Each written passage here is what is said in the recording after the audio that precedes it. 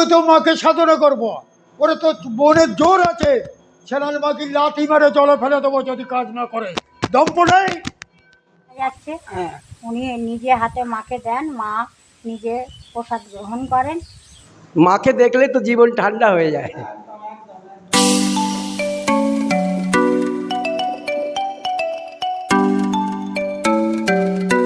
নমস্কার বন্ধুরা, আবারও একবার স্বাগত জানাই আমার সকল দর্শক বন্ধুকে। আজ আপনাদের নিয়ে যাব কলকাতা থেকে বেশ কিছুটা দূরে শান্ত, নিরিবিলি, সবুজে ঘেরা, ছায়াঘন পরিবেশে নাকশা কালীবাড়ি। আর এই নাকশা কালীবাড়িতে রয়েছেন তারা মা। এই তারা মায়ের মন্দিরের যিনি সাধক অর্থাৎ স্বপন সাধু, উনি এখানে সাধনা করেন, সাধনায় সিদ্ধি লাভও করেন। উনি মাকে দর্শন পান, অর্থাৎ তারা মাকে দর্শন পেয়েছেন। তো এই তারা মায়ের মন্দির বা নাকশা কালীবাড়ি কিভাবে আসবেন, কখন আসবেন, এখানে প্রসাদের কি ব্যবস্থা আছে, প্রসাদের কুপন মূল্যই বা কত, এখানে থাকার ব্যবস্থা আছে কিনা, এখানে গাড়ি পার্কিংয়ের ব্যবস্থা আছে কিনা, এখান থেকে দীক্ষা দেওয়া হয় কিনা, এই সমস্তই তথ্যই থাকছে আজকের আমার এই ভিডিওতে। তাই ভিডিওটা শেষ পর্যন্ত দেখবেন, আমার মনে হয় ভালো লাগবে। আর ভালো লাগলে আমাকে আশীর্বাদ করবেন, অর্থাৎ লাইক করবেন, বেশি বেশি করে শেয়ার করে দেবেন। কেমন লাগলো অবশ্যই কমেন্ট করে জানাবেন, এবং মুখার্জি ব্লগ চ্যানেলটি সাবস্ক্রাইব করতে ভুলবেন না কিন্তু। তো তাহলে চলুন যাওয়া যাক সেই নাকশা কালীবাড়ি অর্থাৎ তারা মায়ের মন্দিরে। তো এই মুহূর্তে আছে আমি দত্তপুকুর স্টেশনের 2 নম্বর প্ল্যাটফর্মে। আমি দমদম জংশন থেকে শিয়ালদা বনগা লোকালে উঠেছিলাম, দত্তপুকুর স্টেশনে নামলাম 2 নম্বর প্ল্যাটফর্মে।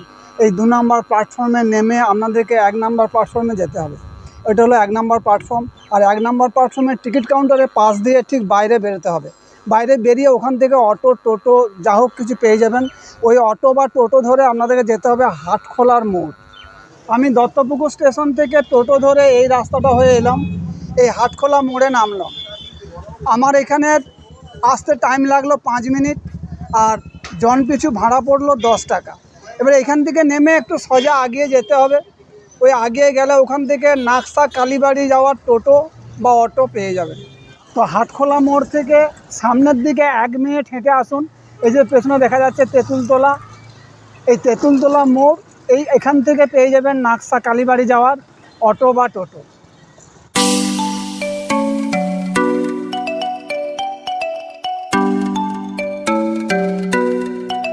তো ফাইনালি পৌঁছে গেলাম নাকশা কালীবাড়ি। ওই যে সামনে দেখা যাচ্ছে মন্দিরের চূড়া, আর চূড়ার মেন চূড়ায় রয়েছে দেবাদিদেব মহাদেব। আর এটাই হলো মূল প্রবেশ পথ, এটা দিয়েই মন্দিরে যাওয়ার রাস্তা। তো চলুন মন্দির প্রাঙ্গণে প্রবেশ করি। মন্দির চত্বরে প্রবেশ করি, ডান দিকে ভোগের ঘর। এখানে প্রসাদ খেতে হলে সকাল 8টা থেকে বেলা 12টার মধ্যে কুপনটি সংগ্রহ করতে হবে। কুপন মূল্য মাথাপিছু 70 টাকা, পার্সেল নিলে 60 টাকা। সম্পূর্ণ নিরামিষ প্রসাদ। মন্দির চত্বরটা বেশ বড়, অনেকটা জায়গা নিয়ে গড়ে উঠেছে, আর সবুজে ঘেরা মনোরম পরিবেশ। মন্দির চত্বরটা পুরোটাই ঘুরিয়ে দেখাবো, ভিডিওটা শেষ পর্যন্ত দেখতে থাকুন।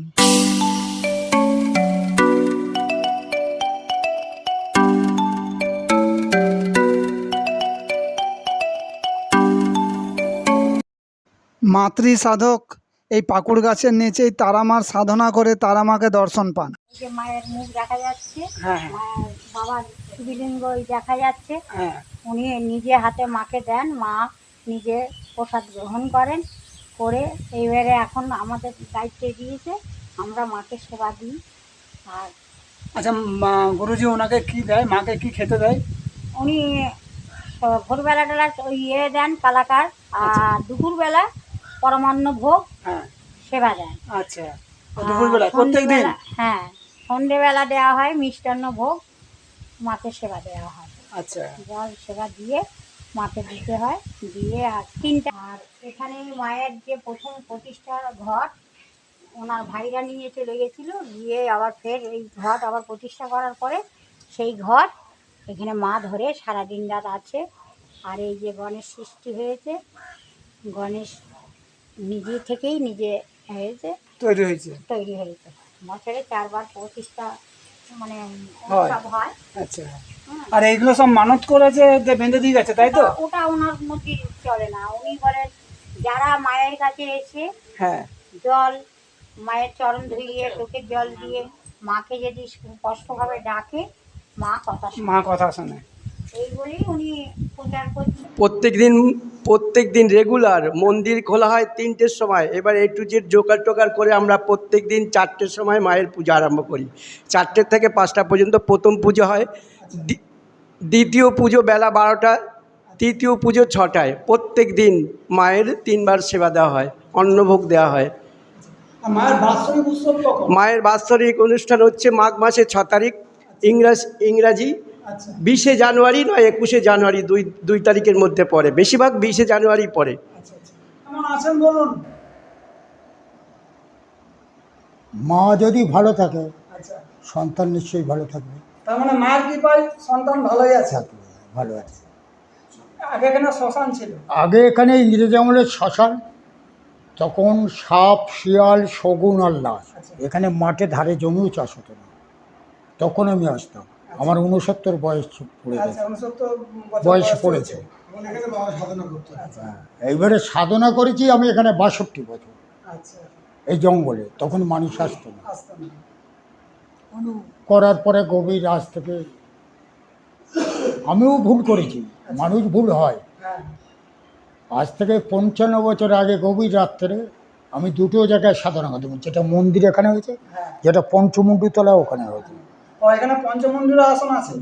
আচ্ছা, এইবারে ওখানে সাধনা করতাম। এখানে যখন সাধনা করছি গভীর রাত্রে, একটা আমার আইডিয়া 45-40 হবে, হ্যাঁ, আজ প্রায় 55-56 বছর আগে আইডিয়া। আচ্ছা, লেখাপড়া তো জানি না, আচ্ছা, মানে যেহেতু মূর্খ, যে মানে এই গানটুকু আমার নেই। একটা 45 আইডিয়া রাত্রি হঠাৎ একটা কালো মেয়ে এসে দাঁড়ায় আমার সামনে। আচ্ছা, তখন আমি চমকে গেলাম, আচ্ছা, চোখ চেয়ে, মা তুমি কে? এই গভীর রাত্রে এই কী অবস্থা তোমার? আচ্ছা, তুমি কেন এই জঙ্গলে? আমার অন্যরকম হয়ে গেছে, কোনো একটা পাগল এবং কোনো মেয়ে হয়তো ছিটকে বেরিয়ে এসেছে, আচ্ছা, আচ্ছা, সেই ভয়টা হয়ে গেছে। হ্যাঁ, এই রাত্রি তুমি? তখন ওই তারা মায়ের রূপ ধরেছিল। আচ্ছা, ধরে যখন ধরলো, তখন আমি চিনতে পেরেছি আমি, মানে যেহেতু মা। তখন আমাকে বললো কী চাস? বললাম, কিছু আমি চাই না, তোমারে চাই। তো বলছে না, টাকা পয়সা সোনা দানা প্রচুর আমার সামনে ধরেছে, আচ্ছা, আমাকে কিচ্ছু নেব না। তারপরে নেতা হবে, ডাকাত হবে, জমি জায়গা ধনী হবে, কোনটা নিবি না? আচ্ছা, আমি কিছুই নেব না। আচ্ছা, তখন আমাকে বললো যে তাহলে তুই কী চাচ্ছিস? আমি বলি আমি তোমারে চাই। আচ্ছা, তখন আমাকে বললো তোকে ভিখারি করবো, সহ্য করতে পারবি? আচ্ছা, পিচাস সিদ্ধ করবো, সহ্য করতে পারবি? আমি পারবো। তো বলছে ঘর ছাড়া করবো, পারবি? সহ্য করতে? আমি সব পারবো, কিন্তু তোমার আমি ছাড়বো না। আচ্ছা, তখন আমার যে ভুলটা করেছি, হ্যাঁ, তখন আমার হাতটা ধরে নিয়ে 45 মিনিট ঘটিয়েছে এইবারে, পুরো মন্দির ঠেলে তুলে। আচ্ছা, এটা কিন্তু স্বপ্নে না, পুরো ধরে দেখাচ্ছে আর এই বাড়ি। তখন আমি ডুব রেখে দিয়ে উঠে বলেছি, মা ঢাক তো পরের কথা, একটা ঘুমটা কেনার আমার পয়সা নেই, তুই এই বাড়ি দেখালি, তাহলে আমি কি ভুল করিনি? না, আমি মাকে পেয়েছি, খুব আনন্দ হয়ে গেছে। হ্যাঁ, তখন যদি বলতুম বাড়িটা এইভাবে রেখে দে, হ্যাঁ, তাহলে থেকে যেত, একটা বিশ্বের রেকর্ড হতো। ভুলটা তো এখন পস্তাচ্ছি নিশ্চয়ই, নিশ্চয়ই, যে কত বড় ভুল করেছে, এই বাড়ি তো দাঁড় করিয়ে দিয়েছিল। একদম।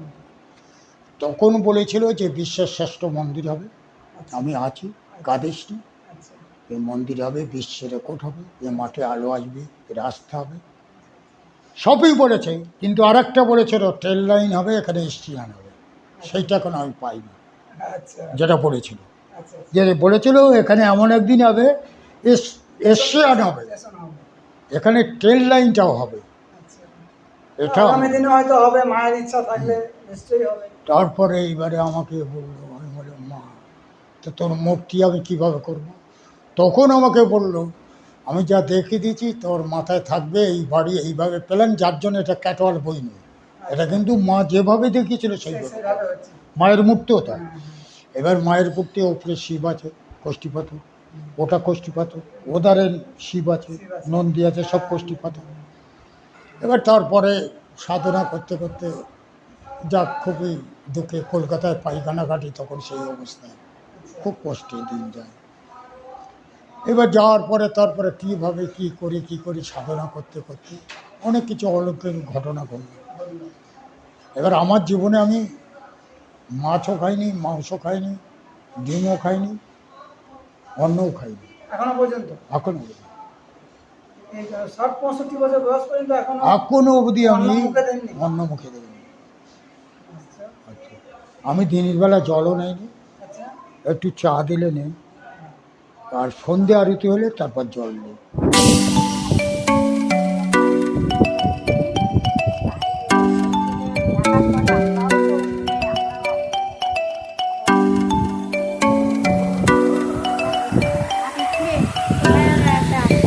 বলছে আমরা বেদানা খাবো, সঙ্গে সঙ্গে একটা বেদানা চলে এলো। মাটি খুঁড়ে দেখছে মরার মাথা মধ্যে বেদানা, আচ্ছা সেখানে লাশ পোড়ানো হয়। হ্যাঁ হ্যাঁ তারপর কমনি কিছু না, একজনের সাধক এসে বলছে আমরা বাবার কাছে কি চেয়েছে, বলছে কী চাস, তা বলছে আমরা টাকা চাই। তা এক খামচা মাটি দিল, সব 100 টাকার নোট, বলে 1 টাকা। লৌকিক ঘটনা। হ্যাঁ, এবার তো মাসি এই যজ্ঞের আগুন সব সময় জ্বলে? হ্যাঁ, মায়ের এই যজ্ঞ সব সময় জ্বলে, আচ্ছা 24 ঘন্টা। আচ্ছা যখন অনুষ্ঠান 4 বার হয় সেই সময়ে 30 মণ কাঠ দিয়ে সাধু বাবা জ্বালান, ঘি মধু লাগে না, 5 ফল আহুতি দেন, আচ্ছা আর 5 রকম মিষ্টি দিয়ে আচ্ছা মাকে 30 কিলো কাঠের 30 যজ্ঞ হয়? মণ। এই 30 মণ কাঠের যজ্ঞ হয়? হ্যাঁ, সেটা কখন হয়? ও একটা তিথি লগ্ন থাকে, কোনো দিন 10টায় যায়, কোনো সময় 12টায় যায়, গিয়ে সারা রাত উনি ধ্যান করেন, উনি সমাধিতে যান, আচ্ছা আচ্ছা বিছানকোণে যান। মানে না সেটা কি বাৎসরিক উৎসবের সময় না বাৎসরিক হয়, কালী পুজোর কৌশিক- দিন? কালী পুজোয়, কৌশিক, কৌশিক অমাবস্যা, ফলানি ফলনী অমাবস্যা। অমাবস্যা, রটন্তী অমাবস্যা। হ্যাঁ, আচ্ছা আচ্ছা আর আচ্ছা এই যে সব জায়গাগুলো দেখছি এগুলো তো মন্দিরেরই জায়গা নাকি? হ্যাঁ, আর সামনে শ্মশান। শ্মশান। আচ্ছা শ্মশানে দাহ কার্য হয়? হ্যাঁ হয়, হয় মাঝে মধ্যে মাসে 2-1টা 3টে আসে বডি আসে। আসে। আচ্ছা আর মায়ের মন্দিরের ঠিক পাশেই এটাই হলো বিদ্যাধরী নদী। একসময় এই নদীতেও জোয়ার ভাটা হতো, কিন্তু এখন আস্তে আস্তে এই বিদ্যাধরী নদী মজে যাচ্ছে।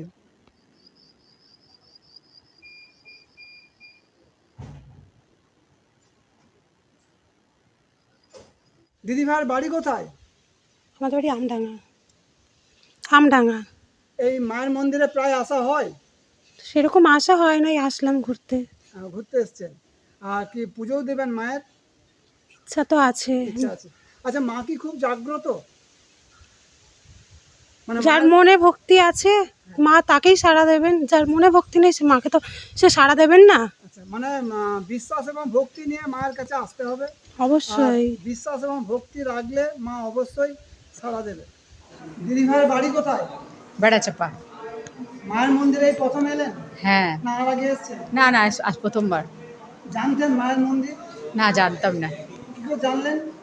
আমার এক প্রতিবেশীর থেকে জেনেছি। আচ্ছা আচ্ছা আচ্ছা এখানে কি পুজো দিতে এসেছেন? হ্যাঁ, মা কি খুবই জাগ্রত? হ্যাঁ মা খুব জাগ্রত। বলুন একটু। হ্যাঁ মা খুব জাগ্রত, আমি শুনেছি, আমি শুনেই এসেছি। এখানে এক সাধু থাকেন, এটাও আমি শুনেছি।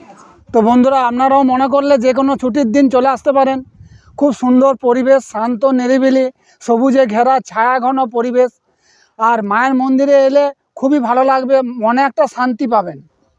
তো এই মায়ের মন্দিরের ভিডিও কেমন লাগলো অবশ্যই কমেন্ট করে জানাবেন। ভালো লাগলে একটা লাইক করে সাথে থাকবেন এবং একটা সাবস্ক্রাইব করে পাশে থাকবেন।